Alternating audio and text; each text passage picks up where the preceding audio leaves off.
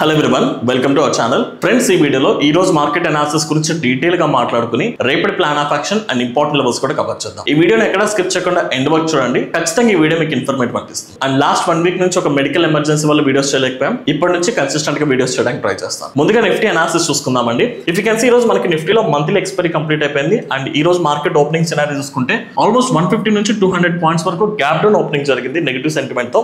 And again market immediate గా recovery, మళ్ళీ ending లో ఒక షార్ప్ కరెక్షన్ అయితే విట్నెస్ చేస్తాం. అసలు ఫస్ట్ ఆఫ్ ఆల్ ఈ రోజు మార్కెట్ లో ఎందుకు గ్యాప్ డౌన్ జరిగింది, ఈవెన్ గ్యాప్ డౌన్ జరిగిన తర్వాత మళ్ళీ మార్కెట్ షార్ప్ రికవరీకి రీజన్ ఏంటి, మళ్ళీ కరెక్షన్ కి రీజన్ ఏంటి అనేది డీటెయిల్ గా మాట్లాడుకుని అప్పుడు నెక్స్ట్ డేకి ప్లాన్ ఆఫ్ యాక్షన్ ఎలా చేసుకోవాలో ఎక్స్ప్లెయిన్ చేస్తాం.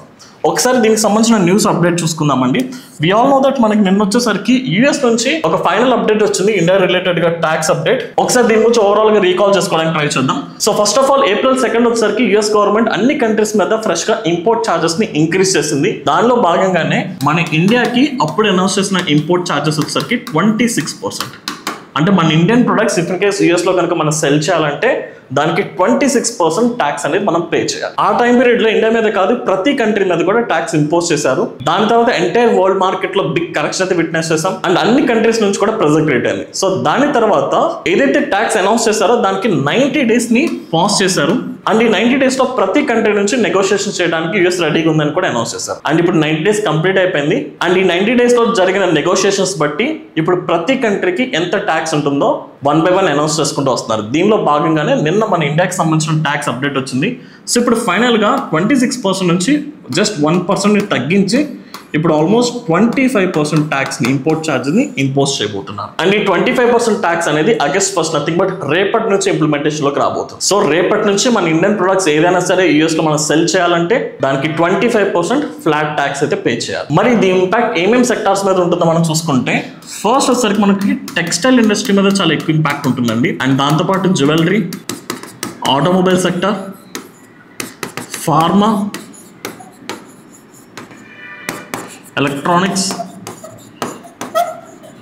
ఇంకా స్మాల్ సెక్టార్స్ మీద కూడా ఉంటుంది. మేజర్గా ఈ సెక్టార్స్ మీద ఎక్కువ ప్రభావం చూపిస్తుందండి. ఎందుకంటే పర్టికులర్గా టెక్స్టైల్ కానీ, auto sector, jewellery and pharma and ఈ 4 సెక్టార్స్ నుంచి యూఎస్కి ఎక్కువ ఎక్స్పోర్ట్స్ వెళ్తూ ఉంటాయి. సో ఇప్పుడు ట్యాక్స్ ఇంక్రీజ్ అవడం వల్ల ఈ 4 సెక్టార్స్ సంబంధించిన రెవెన్యూ అండ్ సేల్స్ మీద డైరెక్ట్ ఇంపాక్ట్ పడిపోతుంది. అండ్ ఈరోజు మీరు క్లియర్ గా చూసుకుంటే ఈ పర్టికులర్ సెక్టార్స్ అన్నింటిలో కూడా మనం స్ట్రాంగ్ కరెక్షన్ అయితే విట్నెస్ చేస్తాం. అండ్ నిన్న ఈ ట్యాక్స్ సంబంధించిన ఏదైతే అప్డేట్ వచ్చిందో ఇది క్లియర్ గా మన ఇండియన్ స్టాక్ మార్కెట్ కి ఒక నెగిటివ్ ఇంపాక్ట్ అయితే క్రియేట్ చేయబోతుంది, at least for shorter time period. So ఇప్పుడు దీన్ని బేస్ చేసుకుని రేపు ఎగ్జాక్ట్ ప్లాన్ ఆఫ్ యాక్షన్ అంటే రెడీ చేసుకుందాం. ఒకసారి ఓవరాల్ సెక్టార్ చూసుకోవడానికి ట్రై చేద్దామండి. ఒకసారి సెక్టార్ వైస్ చూసుకుంటే ఆల్మోస్ట్ అన్ని సెక్టార్స్ లో కూడా నెగిటివ్ సెంటిమెంట్ విట్నెస్ చేస్తాం.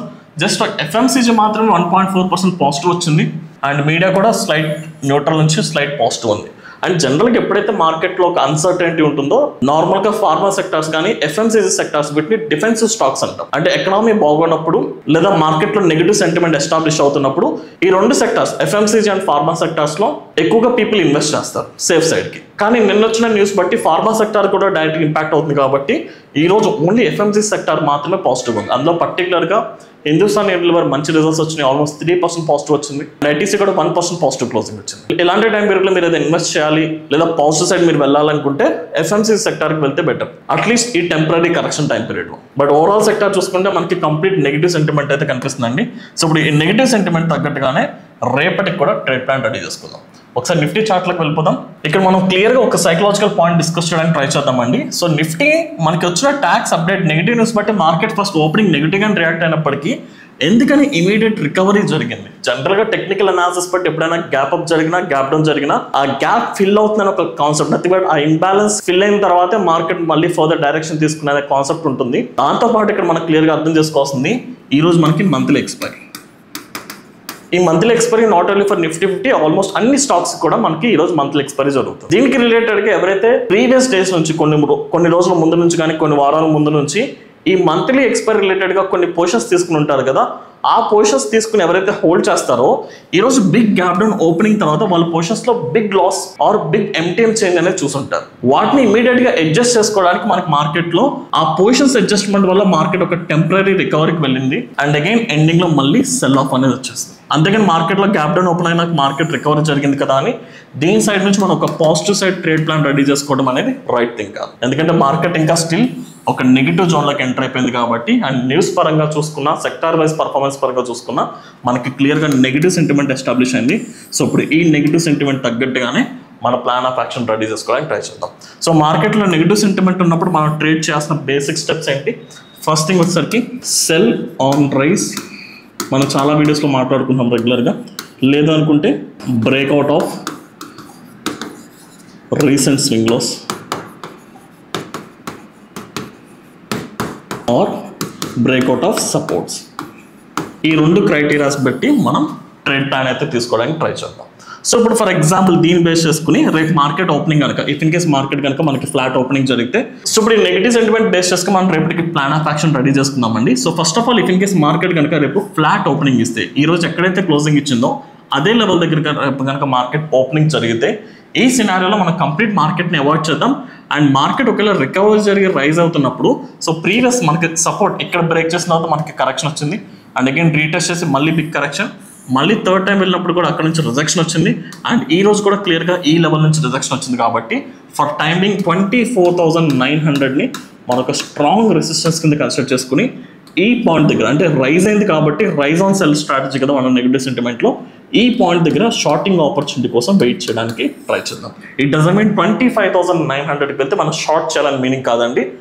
ప్రైస్ అక్కడికి రీచ్ అయిన తర్వాత అక్కడ జరుగుతున్న ప్రైస్ యాక్షన్ బట్టి, దాంతోపాటు ఆప్షన్ చైన్ అనాలిసిస్లో ఓపెన్ ఇంట్రెస్ట్ వస్తున్న చేంజెస్ని కూడా మీరు కన్సిడర్ చేసుకోవాలి.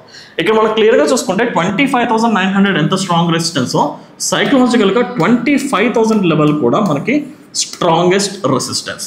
సో ఇప్పుడు ప్రైస్ ఈ లెవెల్కి రీచ్ అయినప్పుడు నథింగ్ బట్ 25,900 లెవెల్కి వెళ్ళినప్పుడు ఇక్కడ నుంచి మనం టెక్నికల్గా ఇప్పుడు ఈ రోజు మనకి ఎలాగైతే రివర్సల్ సిగ్నల్ ఎలాగైతే వచ్చిందో, అలాగే ఒక రివర్సల్ క్యాండిస్టిక్ ప్యాటర్న్తో పాటు నథింగ్ బట్ మీకు కన్ఫర్మేషన్ తీసుకోవాల్సింది క్యాండిస్టిక్ ప్యాటర్న్తో పాటు ఆర్ ప్రైస్ యాక్షన్ లేదా కన్సాలిడేషన్ జరిగి కూడా మనకి బ్రేక్అవుట్ జరగవచ్చు.